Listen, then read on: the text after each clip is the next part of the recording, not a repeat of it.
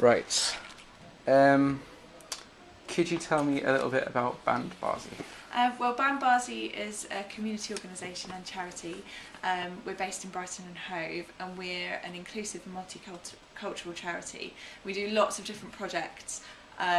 We have a regular youth circus theatre group that runs on a Saturday. That's funded by BBC Children in Need, and we have lots of different participants in that one.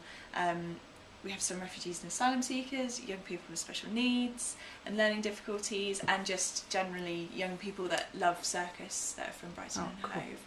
And the funding from the BBC Children in Need Fund enables us to have nice equipment rigged at the youth centre every week, and also to put people through arts awards, which are qualifications that they have. You Yeah, so you know all about it then. Yeah, so there's bronze, silver and gold, and we've Yeah. done quite a few bronze and silvers, and I think we might have helped some people to do a gold as well. Oh, brilliant. Yeah, so we do that.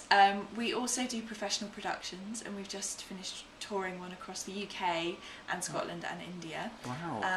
And in those professional productions we try to raise awareness about different issue areas. Yeah. So there's lots of different things that are addressed. There was one production that talks about eating disorders, another that talks about being gay and suffering with depression and you know the impact of suicide on a family. Yeah. The one that we did this time round was called Mind Walking, and that was about many things. It was about Alzheimer's. It was about a religion that's called Zoroastrianism and Parsi. Wow. And they're related religions, and they're very old religions, and they're actually, Zoroastrianism is in the Guinness Book of World Records for being the religion that's closest to extinction. So it's incredibly small. Yeah. So the play was about this chap who's from India, and he's a Parsi, and he travels over to the UK. And when he comes to the UK, he meets and marries a woman from Glasgow, and his family don't really like that, so he decides to cut all ties with his family and with his religion. And then he gets Alzheimer's in his elderly years, and starts to speak Gujarati and starts to talk about all the rituals of the religion that he had, and his family, so his daughter and his grandson, have absolutely no idea about that. So it's all about raising awareness about that religion, and also about Alzheimer's, and about multiculturalism in the UK as well. Oh, it's fantastic. So that's another thing we do. We also, there's a lot of things that we do.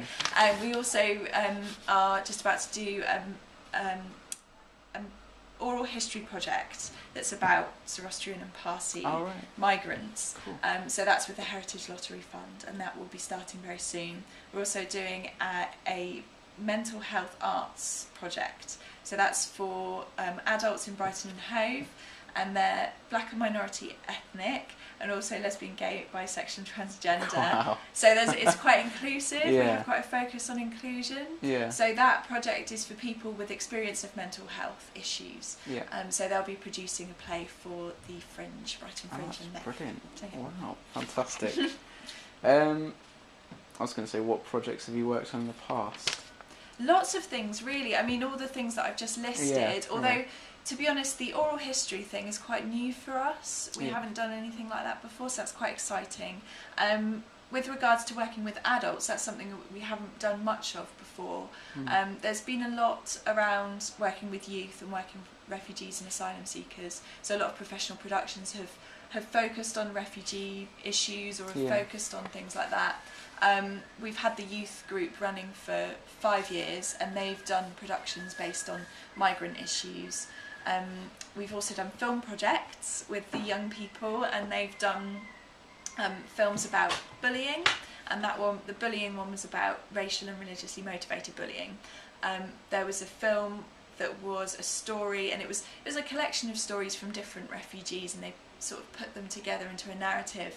So it was a short film about a young girl's experience of being in detention, being detained in England, and how she escaped that. And then there was also a documentary we did about the media's portrayal of refugees and asylum seekers. There's all of that. We've done photography projects in the past as well. So we do lots of things loosely based on arts, migrant communities, inclusion, lots about inclusion really. Oh, that's brilliant. We think it is, yeah. Other than the ones that you've mentioned, what projects are you working on currently? I think I probably mentioned all the projects we're working on. Yeah, I think I probably have. I mean, Okay. those are sort of our bigger projects, but we, throughout the year we do tend to get involved with other community projects. Yeah, So yeah. Black History Month, Yeah. we sort of submitted films to People's Day for them to show. Refugee Week we always get involved in, Yeah. so we'll do a show for Refugee Week this year with the youth group. So we tend to sort of try and get involved in community events and projects that are going on as brilliant. well. And we're trying to get core funding at the moment to support my role and the chief executive's role, so that we can continue to get involved in those projects without having to source project funding, if you know what I mean. So we can continue to sort of be a part of the community in Brighton Hove. Brilliant. Mm-hmm. Who is involved? So do you have outside sort of freelancing practitioners or artists, or is it all run from the organisation? It depends on the project. The professional production, we had a lot of freelancers involved. Yeah.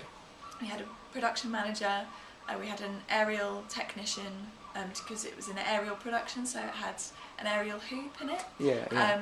So we had an aerial technician that designed that rig and also worked on the show. We have like a designer that does the costumes and set, a director. They're all freelancers. We also had a co-producer who was based in India as a freelancer, and a stage manager that was from India that was a freelancer as well. Philippa Vaffadari actually founded the charity about 10 years ago, and she sort of spearheads all the projects. Yeah. So she was in the professional production and also did the choreography for it and also produced it as well. We had freelance actors that we brought in, and they were professional actors. With other projects it varies from project to project, but we have, for example, in the oral history project, because it has aspects of photography in it, we have a professional photographer that's coming to train volunteers. We're going to have a group of volunteer memory collectors as well. We have a steering group, and they're all voluntary members in there from the Zoroastrian and Parsi community. Oh, that's brilliant. And then we've got academic advisors that advise on different things. So it's mainly project based in terms of involvement, but on a day-to-day basis there's 2 of us that run the charity. All right, well, that's a hell of a lot of work for 2 people it to is. run. Yeah. I was going to say who provides the funding, but you said that you get some from Children in Need and from the Heritage Lottery Fund, Children in Need. There's some money from Awards for All for the Mental Health Arts Project, and that's another lottery funded fund. We also we've just had some money from a foundation called the Bearing Foundation, but that's just run out. Yeah. The Arts Council fund a lot of our professional productions. Yeah, I was going to ask about them because they've recently cut a massive amount of their arts funding, I suppose. Yeah. So I was wondering if you were still getting funding from them. We have done for Mindwalking. Yeah. I'm not sure about in the future. I'm not sure what's in the pipeline. Philippa tends to, direct a lot of what we're doing in the future. She'll probably be able to tell you about that. She might be in a little while. We have, I'm trying to think, we've got some unrestricted funding that comes from the workshops we run. Yeah. So we go to schools and do workshops, and we do workshops with different community groups, and we do our weekly workshops as well, which bring us a little bit of unrestricted revenue.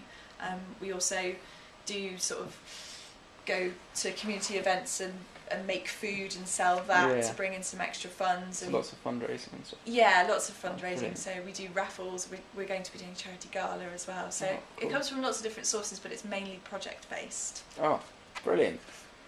What are the aims of your projects, sort of in general? I would say the main aim that we have is to include as many people as possible in participating in the arts. So whether that's different communities in terms of, in a multicultural way, or in terms of special needs and learning difficulties and disabilities, it's about inclusion and about participation in the arts. Yeah. So that's our main objective, I would say. Oh, that's brilliant. That's a bit of an old question. what do you actually do? What's sort of achieved at the end of the projects? Do you generate funds, or do you sort of promote material? Or what happens at the end? It varies really. Yeah. I mean, I suppose the end product of a lot of projects is seen in exhibitions and shows and things like that. Yeah. So the end product of a professional production would be, you know, the production itself and the audience feedback we get from that's that. good. Yeah. With the youth projects we've done, a lot of the time it's the film at the end. Yeah. You know, what we've produced in terms of the actual film that's been made. And of course, we also see lots of sort of outcomes in terms of how many people have been able to do the arts awards through our youth group. Yeah. And things like that. At the end of our oral history project, we'll be doing a touring exhibition, and there'll be a website attached to that and some sort of materials to take away as well. So it does vary, has to be said. Yeah. Oh, brilliant.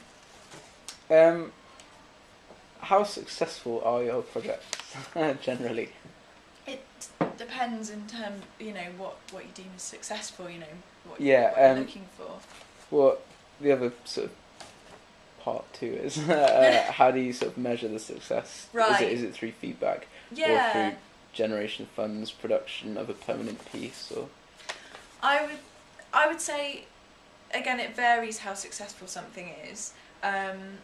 I think when how we would measure it in terms of a professional production would be how many workshops we've managed to do, because we do a lot of educational outreach. So in terms of, you know, what's been learnt in the wider community, that would be a good thing to signify how, you know, in quantitative terms, how far that has reached. Also, we would look at ticket sales. Oh, right. And you know, audience feedback forms. We've got a few audience feedback forms here.